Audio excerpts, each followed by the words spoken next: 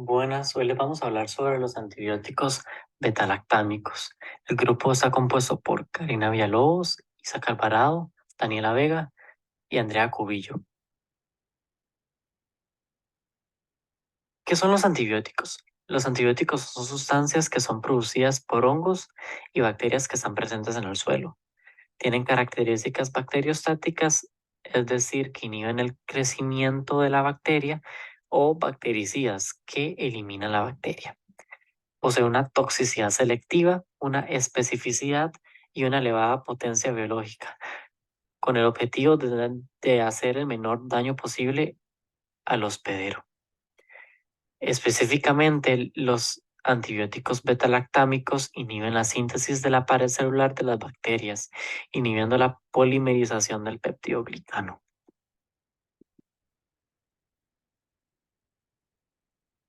Acción de los betalactámicos. La principal acción es la inhibición de la síntesis de la pared bacteriana, como os dijo anteriormente.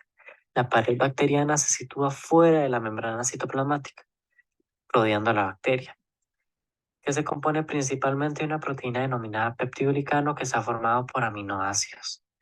La pérdida de los aminoácidos terminales es la última etapa de la síntesis de la pared bacteriana, donde se requieren las enzimas llamadas transpeptidasas. El anillo betalactámico del antibiótico, dada su similitud estructural con la región del pentapéptido al que se unen las enzimas, se une covalentemente impidiendo la síntesis de la pared, produciendo así la lisis de la bacteria, lo cual conlleva a la muerte. ¿Qué es el peptidoglicano? El peptidoglicano está formado por una secuencia alternante de dos azúcares, N-acetilglucosamina y N-acetilmurámico, unidos por enlaces beta 1,4 entre el carbono 1 del N-acetilmurámico y el carbono 4 del N-acetilglucosamina. El N-acetilmurámico es un derivado del N-acetilglucosamina al que se le ha añadido una molécula de ácido láctico en el carbono 3. Como podemos observar en las figuras, vemos la primera capa del peptidoglicano, así como la segunda capa. En la siguiente diapositiva se observa la tercera capa.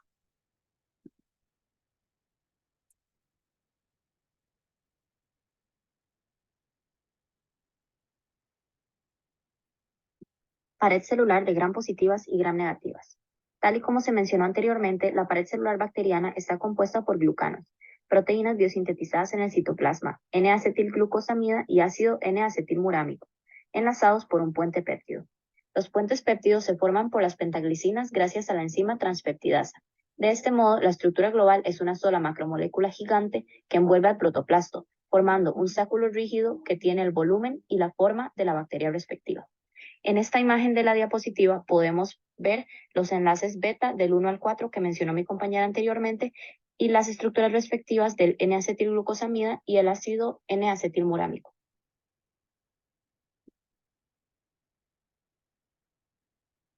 Tal y como se observa en la figura 8, en bacterias gram positivas, el peptidoglicano se encuentra inmerso en una matriz que está constituida por largos polímeros denominados ácidos teicoicos, pudiendo existir también o en su lugar los ácidos teicurónicos y los lipoteicoicos.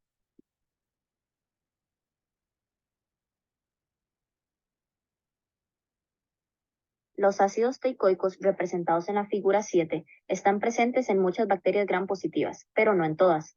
Son polímeros de hasta 30 unidades de glicerol fosfato o ribitol fosfato, unidas entre sí por enlaces fosfodiéster, en los que la mayoría de los grupos OH están sustituidos por hidrógeno, azúcares, aminoazúcares y de alanina. Los ácidos teicoicos están unidos covalentemente al peptidoglicano, concretamente al hidroxilo en posición 6 del NAM a través de la unidad de enlace variable según las especies.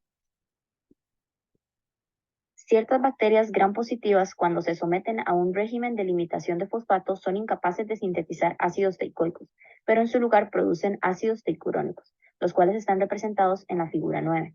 Los ácidos teicurónicos consisten en polímeros aniónicos formados por la alternancia de ácidos urónicos, que tienen grupos carboxilo libres y aminoazúcares como el N-acetilgalactosamina.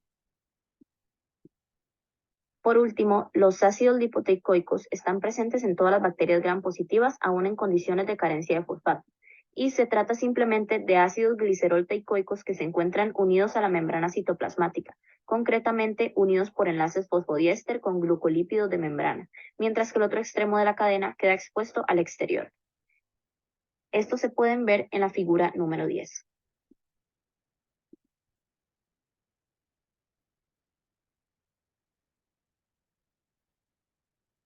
Pared celular bacteriana de gram negativas. En las bacterias gram negativas, el enlace entre cadenas polisacáridas se realiza normalmente mediante la unión peptídica directa entre el grupo carboxilo de la D a la terminal y el grupo E-amino del meso DAP. El resultado es una capa simple de peptidoglicano, a modo de malla floja y con grandes poros donde no hay enlaces peptídicos. La membrana externa se trata de una estructura de bicapa lipídica que consta de una doble capa de lípidos, junto con proteínas de matriz. En la bicapa lipídica, los grupos polares quedan hacia afuera, mientras que los hidrófobos tienden al interior. La membrana externa se encuentra unida con el peptidoglicano, subyacente a través de distintos componentes y tipos de enlace. Primeramente se tienen enlaces iónicos mediados por cationes divalentes entre distintas proteínas de la membrana externa y el peptidoglicano. También se tiene enlaces hidrófobos entre fosfolípidos y proteínas de la capa interior de la membrana externa con el peptidoglicano. Y por último, enlaces covalentes entre algunas moléculas de lipoproteína y el peptidoglicano.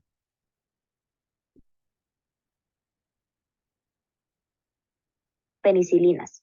La penicilina fue el primer antibiótico descubierto en la historia y fue aislado de un hongo denominado Penicillium rotatum por Alexander Fleming, un médico y científico británico que observó cómo este organismo inhibía el crecimiento de bacterias que anteriormente habían crecido sin problema. Son uno de los principales antibióticos utilizados actualmente, gracias a su capacidad bactericida, pues no simplemente interrumpen la proliferación de las bacterias, sino que las destruyen, interfiriendo con la actividad de las enzimas.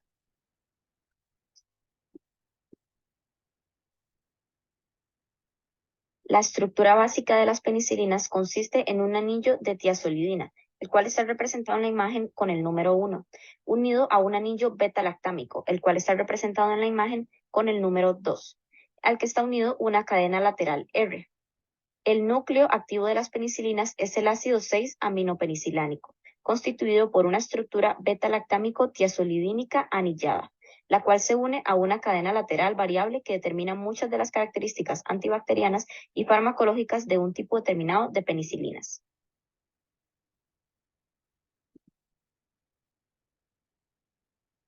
Clasificación de las penicilinas. Estos antibióticos pueden dividirse según su actividad bacteriana, tal y como se detalla a continuación en las imágenes. Primeramente, las penicilinas naturales, las cuales incluyen la penicilina G y V. Estas son más activas contra microorganismos gram positivos y son susceptibles a la hidrólisis por beta-lactamases. Su estructura se diferencia debido a que dependiendo de la penicilina, su cadena lateral cambia, dándole distintas propiedades que otorgan más versatilidad a este tipo de medicamentos basándose en las necesidades del paciente. Por otro lado están las penicilinas semisintéticas, las cuales están compuestas por benzilpenicilina, oxacilina, ampicilina y amoxicilina. Este grupo de antibióticos fue creado a partir de la modificación química de derivados de la penicilina G y V, penicilinas naturales de las que hablamos anteriormente, pues estas deben ser fermentadas y purificadas para luego, con ayuda de una penicilina acilasa, la cual es una enzima, se puede eliminar la cadena lateral y dar origen al núcleo ácido 6-aminopenicilánico, tal y como se observa en la imagen.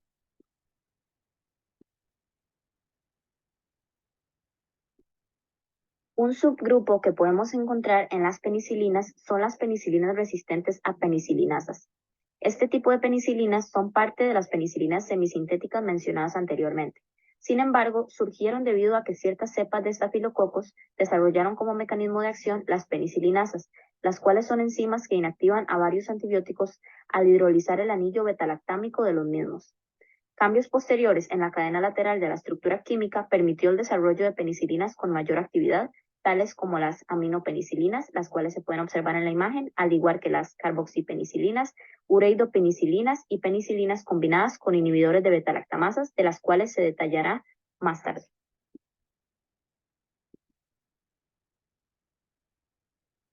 Mecanismo de acción de las penicilinas. Las penicilinas inhiben la reticulación del peptidoglicano en la pared celular bacteriana, y el catalizador de esta reacción son las proteínas transportadoras de penicilina, o como le dicen sus siglas, PBP, como la enzima DD-transpeptidasa. El anillo beta-lactámico de la penicilina puede unirse a la DD-transpeptidasa para inactivarla irreversiblemente. Por lo tanto, las bacterias no pueden construir sus paredes celulares y la presión osmótica empuja el agua hacia el interior de la célula, causando la lisis de la misma. Tal y como se observa en la imagen, los beta-lactámicos tienen una estructura similar al aminoácido D-alenil-D-alanina y compiten contra este para unirse a la enzima PBP mencionada anteriormente, que hace el enlace entre este aminoácido y la otra cadena de aminoácidos.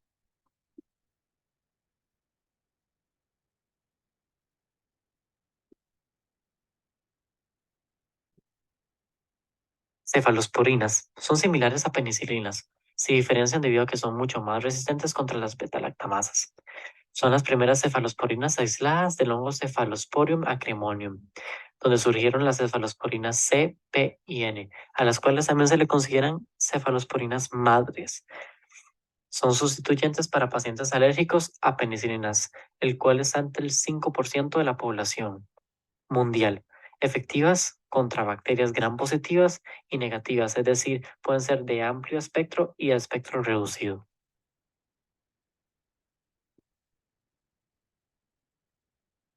Estructura de las cefalosporinas.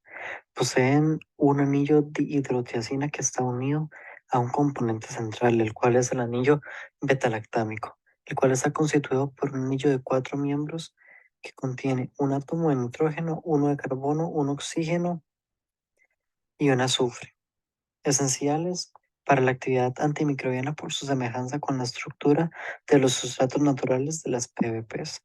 También la mayoría de cefalosporinas poseen un núcleo CFM, el cual es una cadena de 6 átomos que incluye al anillo betalactámico. Es crucial debido a que puede tener varias sustituciones y estos son los que dan origen a las distintas generaciones de cefalosporinas que existen hoy en día.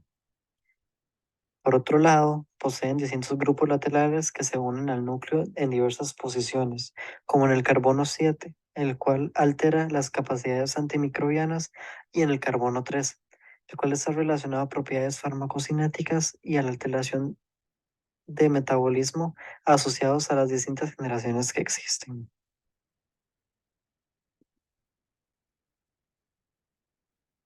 Generaciones de cefalosporinas. Como bien se dijo anteriormente, las cefalosporinas se dividen en 4 generaciones, siendo las primeras las más sencillas y las cuartas las más complejas, donde se le unen grupos anexos al carbono en posición 7 y al carbono en posición 3.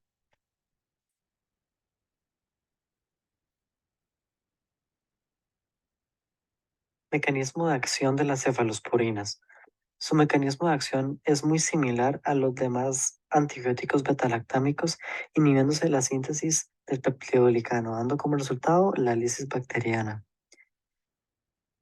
El proceso más común es el Murine cross-linking. Este mecanismo sucede con la unión covalente del antibiótico al sitio activo de las enzimas PBPs. Esto es posible debido a que la estructura química de las cefalosporinas es muy parecida a las dos últimos aminoácidos del pentapéptido, el cuales son D-alanina, D-alanina, bloqueando así la actividad de las transglicosilasas o transpeptidasas e interrumpiendo el mecanismo de unión de los aminoácidos del peptidoglicano, produciendo lisis osmótica y por ende la muerte.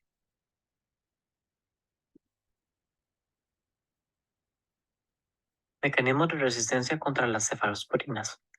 Las bacterias han logrado desarrollar mecanismos que les permiten ser resistentes contra las cefalosporinas.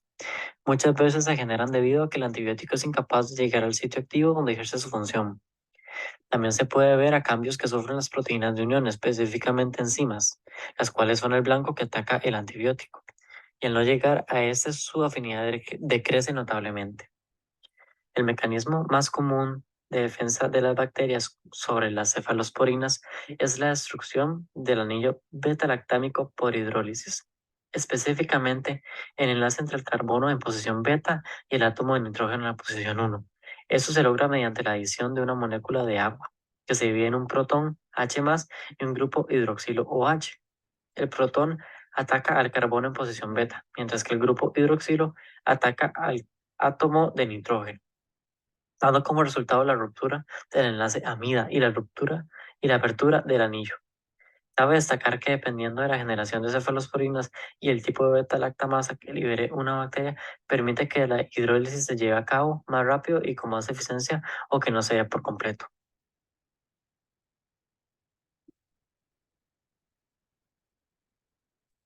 Carbapenémicos. Como podemos observar en la siguiente figura, estos se diferencian de las penicilinas por la presencia de un átomo de carbono en lugar de un átomo de azufre en la posición C1 y un enlace no saturado entre los átomos 2 y 3 del anillo tiazolidina, lo cual le confiere mayor afinidad por las proteínas fijadoras de penicilina, mayor potencia y espectro antimicrobiano.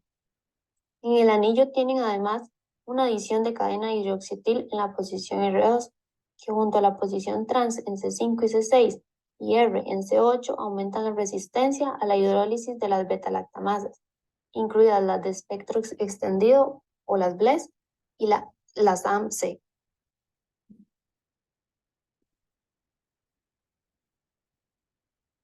Mecanismo de acción. Este se basa en su afinidad por las diversas enzimas involucradas en la creación del peptidoglicano, que como ya vimos es un componente crucial de la pared celular de las bacterias.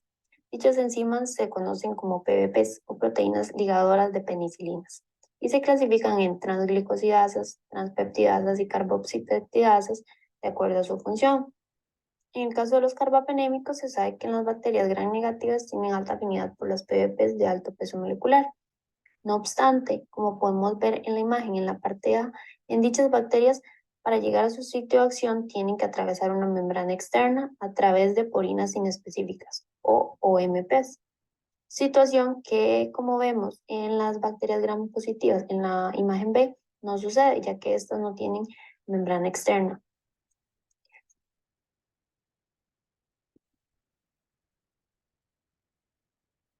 Seguidamente, cuando llegan al espacio periplásmico, inhiben la síntesis de pared celular al momento de la transpeptidación por medio de su unión a los restos de serina que forman parte de las PBPs, impidiendo la formación adecuada de los enlaces cruzados en el peptidoglicano, provocando así que la pared bacteriana se debilite y ocurra la muerte.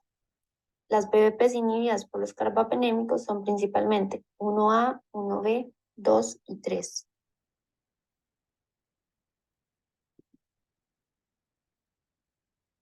Mecanismos de resistencia de los carbapenémicos.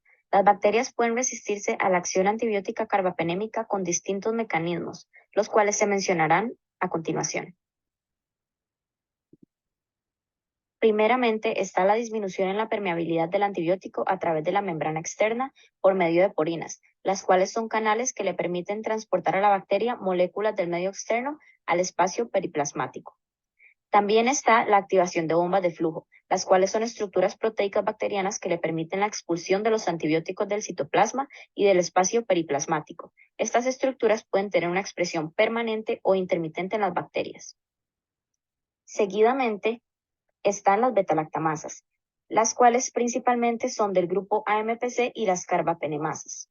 Y por último está la modificación del sitio del blanco, en el cual las bacterias pueden modificar las PBPs a las que se une el antibiótico y de esta manera disminuir su afinidad por los carbapenémicos, sin necesariamente afectar las funciones de la bacteria.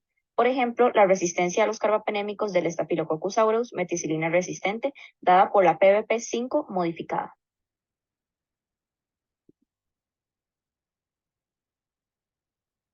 Los monobactámicos son una subcategoría de los antibióticos beta-lactámicos que se derivan del astroneum. Además, tienen una estructura monocíclica, en las cuales un grupo sulfonato reemplaza el anillo dihidrotiazida, activando el anillo beta-lactámico y ayudando así a la acetilación de las transpeptidasas que se encargan de fabricar las paredes celulares bacterianas, otorgándole la principal característica de estos antibióticos, el cual es la síntesis de pared celular.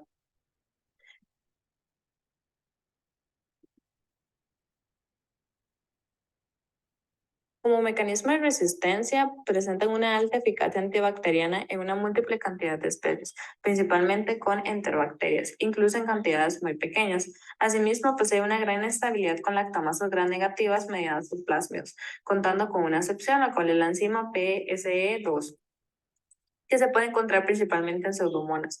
De igual forma, son fuertemente resistentes a la hidrólisis enzimática por beta-lactamasas. Sin embargo, no suelen ser muy eficaces frente a bacterias gram positivas o anaerobias.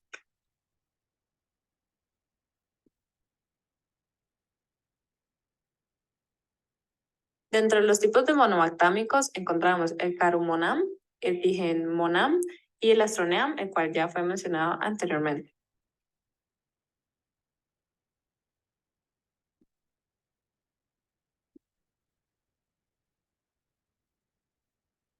Los inhibidores de beta-lactamatas son medicamentos que se coadministran con antimicrobianos beta-lactámicos para prevenir la resistencia a antibióticos mediante la inhibición de la serina beta-lactamasas, enzimas que inactivan el anillo beta-lactámico.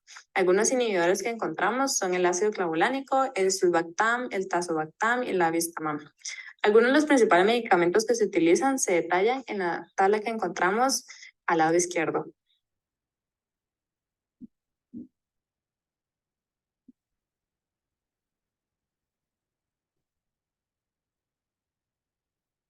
En cuanto a las aplicaciones de los antibióticos en el área de la microbiología, tenemos que se realizan diferentes pruebas de resistencia a antibióticos para poder seleccionar qué tratamientos se le pueden enviar a un paciente que éste actúe de la forma más oportuna y directa posible. Estos se pueden efectuar mediante dilución o difusión.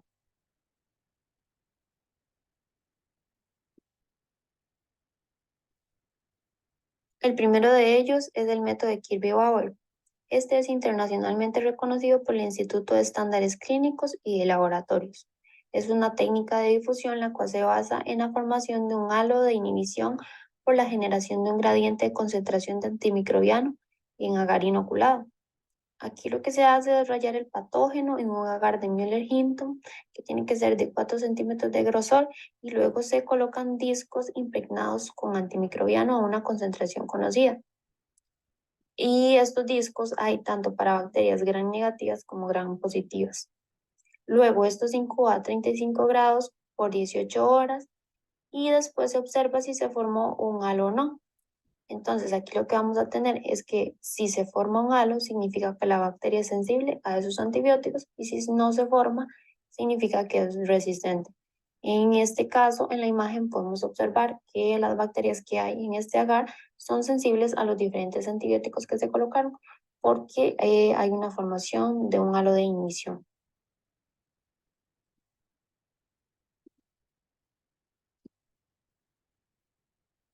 Otro método de aplicación en el área de la microbiología es con el sistema ATB, el cual es un método de dilución en el cual se incorpora el antimicrobiano a evaluar a un medio con agar, se inocula con el microorganismo y se observa si hay crecimiento. Se prepara el medio de cultivo con diferentes concentraciones de antibiótico y se distribuye en el agar, que después serán inoculados, por lo que un inóculo determinado se enfrentará a diversas concentraciones de cada antibiótico para calcular la concentración mínima inhibitoria.